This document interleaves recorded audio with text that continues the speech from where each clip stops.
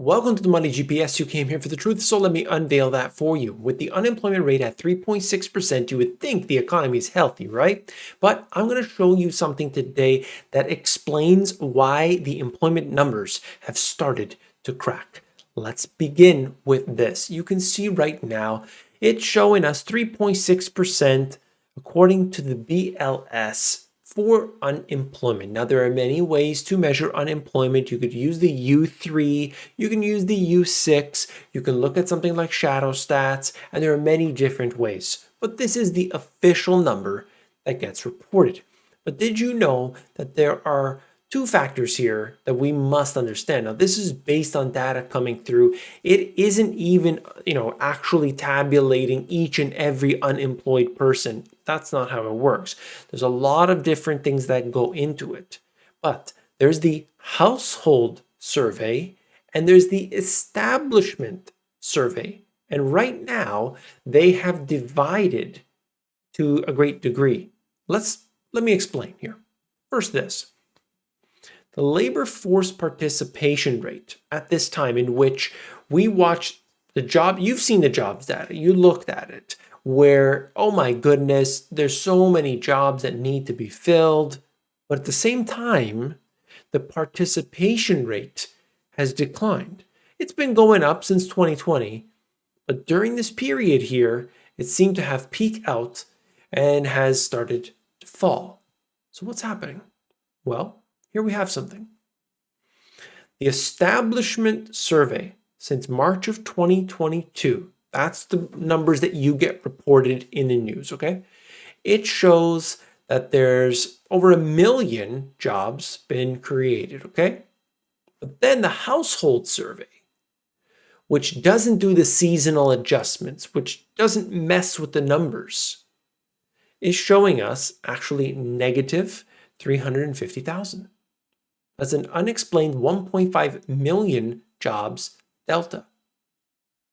Here we have one potential factor, multiple job holders. And you could see that obviously a lot of people lost their job in 2020. But since then, it's come up quite a bit. And it's not just people holding single jobs. It's people holding 2, 3, 4 jobs, whatever it takes. So many people today have a side hustle.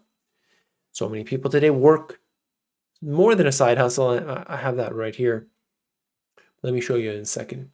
Regular workers plunge as multiple job holders soar. Do you see that?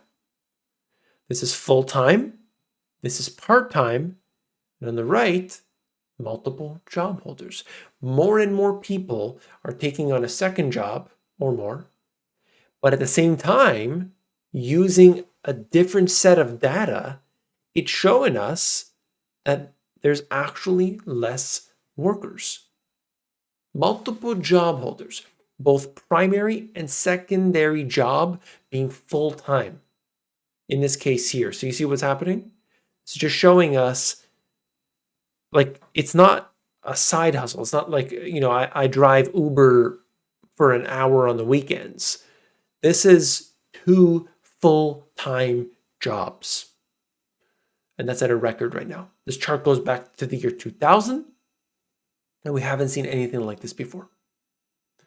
So what we are watching right here is a big divide in between the data that gets reported to the people and numbers that seem to tell a different story.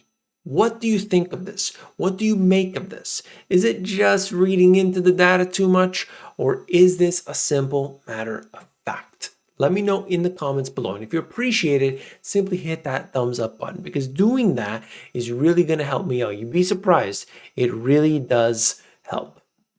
The one commodity that won't stop soaring. So you've looked at it, as they mentioned here, commodity prices have come down to a great degree. But one has continued to rise. In the past week, nearly all commodity markets have crashed amid growing fears of a recession, but one commodity continues to rise, a combination of reduced supply from Russia and an outage at the U.S. Freeport LNG facility has sent natural gas prices soaring, and they're going up just about everywhere. It's Europe, it's Japan, it's Canada, US, and so on. One analyst compared today's natural gas markets to the oil markets of the 1970s with supply shortages, highlighting its importance. So now that the EU, I don't know if it's fully passed yet, but the EU has basically said natural gas is considered green. What does that mean? It's going to get a lot of money, a lot of investment behind it. So watch closely. Commodity slump is set to give India relief from inflation. And this is important because you see what has happened here over the period where countries like India have been massively affected by the prices that people pay. When you're dealing with a group of people that are, let's just say that there's countries, there's groups that are always going to be more affected by price changes, by supply shortages, by things that are going on beyond the control of the individual, then they're going to be hit first. So we take notice of that information and understand the domino effect. That's what I like to try to do at this channel. I say, look, there's a problem going on in that country over there. You see how it's affecting them and what's going on. And then you could say, now I'm better prepared. Okay, I hope you see that. Historic cascade of defaults is coming for emerging markets. Number of developing nations trading distressed has doubled, with El Salvador, Ghana, Egypt, Tunisia, Pakistan appearing particularly vulnerable. I mean, you see it. The debt is just swelling considerably. The amount that the people have to pay, that the countries have to pay for simple things, commodities and so on, has gone up. Inflation has gone up. At the same time, if these governments are increasing interest rates, they're going to have a problem because they've got to pay the debt. And that's becoming more expensive. Okay, so they do talk about it more in here, but I think it's an issue that will spill out into other countries. To what degree, that remains to be seen, but certainly it's a problem that we will all face to one level or another. Okay, you can't get away from it. Globalization has put us into this realm in which, while the average person may not be able to see it because it's three dominoes down the line, it does affect people. Okay, that's why I say you need to have your own stuff in order. If you've got a backyard and it doesn't have food growing in it, I mean, this is a mistake. At least a little bit. Grow a little bit. Try to see what you can do. Anyway, that's besides the point. This is so extreme. So I just showed you what's going on. People, they're not able to, make ends meet. And still, we're seeing the insanity. And this goes beyond this. I mean, my goodness, people. Ape now, pay later. Yes, you heard me right. Ape now, pay later loans bring the BNPL, or buy now, pay later, to the NFT market. DeFi lender Teller is offering buyers the option to pay for popular NFT collections in installments. Yes, that's right. You want an 8-pixel image of a monkey to own because that's the cool thing, apparently. You don't have to buy it all at once. You can make payments on it. I don't even know what to say, everybody. I mean, can you let me know what you think? I think it's so crazy that it takes something that is already like way out in the fringe and just, I don't know. I just don't know. Anyway, this is a company, Freshie, which you might be aware of. Freshie's, quote, virtual cashiers make $3.75 an hour and have been called outrageous. Now the chain's founder wants to go global. And if you see this picture right here, so you've got somebody working in a country, they mention Nicaragua, Pakistan, Bolivia. Those people there, they're making $3.75 an hour, and that's a good wage for them. And no longer do you need to worry about, individuals, are they going to be able to come into work today? Are they going to be asking for raise and so on? No, we outsource that. No problem. See what happens here? When companies can't find the workers, when companies can't deal with whatever it is, just finding employees in general, not being able to pay them enough, budget cuts, corporate profits, whatever, they go to the next thing. And what is that? Offshoring, if possible. That really wasn't possible for this industry, but apparently up until now. And I believe this is just one step away from artificial intelligence, where you could talk to a virtual character. Why does it need to be a human being? And simply just getting rid of that. Why not just a touchscreen?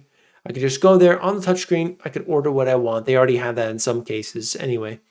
And people are becoming accustomed to it. Although in this particular article, they mention how, oh, I don't like that. But I think people are just so used to ordering on their phone and so on, not having any human interaction, and they'll probably continue with it. I wanted to show you a country, like I said in the previous video, it's a 180 from most other countries. China's consumer inflation hits 2-year high on pork rally. So this is just one example, but I am watching right now China, despite what's going on with the PPI or the producer price index, CPI, consumer price index, both of them are going up. They are infusing the financial system with cash. And it's remains to be seen how that will really impact individuals over the longer term. But you can see it here. China's passenger vehicles see robust June retail sales. The cars are selling. Okay? Cars are selling. People are still buying stuff. I'm interested to see what happens. And I will give you an update on the real estate sector. Hang in there. My friends in Germany, I've got some, well, you probably already know, but I've got some interesting news to say the least. Germany's largest landlord to restrict heating at night. Let me repeat that. Germany's largest landlord to restrict heating at night. Vonovia, one of Germany's largest landlords, wants to save energy by lowering the heat in tenants' buildings overnight. There are laws that limit, how far and this and that and what they're able to do. This is really, I'm not really allowed to say too much, but I would say that liberty should be that which prevails. And then this. Food prices squeeze poorest in rich countries. Some 44% of adults polled in the UK recently said that they were buying less food as the cost pain spreads beyond less developed nations. So I talked about those other countries earlier, but it's not just those countries. Sure, we see the problems there first, but there are reverberations that come back. The patterns that happen in other countries, in developing nations, are oftentimes the same patterns happening in just about every country to one degree or another. Okay? It's not going to be always the exact same. Oh, that happened there. Yugoslavia occurred like that, and then it's going to happen here. No. Weimar Germany, it happened there. It's going to happen here. It's never exact. Okay, but the elements of that, we need to learn those things. We need to see them as they unfold, and then we can adapt. One of the things you could do today, you can grow your own food. You could have your own storable food, have some extra cans of beans, have some rice. Do what you can do for yourself today. Maybe if you want to take advice from those who are actually wealthy, and when you hear it from people like me, and I talk to those wealthy people, and they talk to even wealthier people, and what the general theme is, they're hoarding cash. They're hoarding cash right now. What do they believe is going to happen? Well, the stock market has been going up and could actually go much higher from this point here. Will it actually reach an all-time high? That remains to be seen. Without the Federal Reserve and printing press going on out there, it would be a historical anomaly. So just watch very carefully, pay attention. If you appreciate the information, hit that thumbs up button, and I'll see you on the next one. Take care.